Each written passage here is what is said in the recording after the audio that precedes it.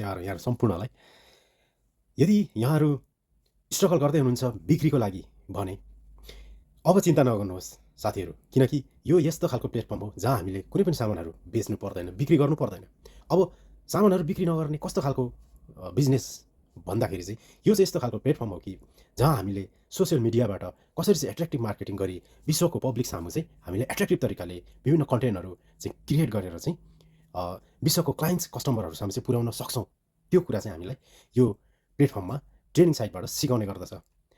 Social मिडियाको 7वटा platform Facebook, YouTube, TikTok, Instagram, Google ads, Pinterest यिनीहरूमा चाहिँ हामीले कसरी एट्र्याक्टिभ मार्केटिङ चाहिँ गर्ने बिजनेसमा, डिजिटल अनलाइन बिजनेसमा कसरी एट्र्याक्टिभ मार्केटिङ गरेर विभिन्न कन्टेन्टहरू क्रिएट गरेर चाहिँ अहिलेको पब्लिकहरूलाई चाहिँ आकर्षण गर्न सकिन्छ र हामीले बिजनेस गर्न सकिन्छ डिजिटल अनलाइनमा। त्यो कुरा चाहिँ हामीलाई यो प्लेटफर्ममा सिकाउँछ साथीहरू। त्यसैले हामीले यहाँनिर कुनै सामानहरू बिक्री गर्नु पर्दैन होइन।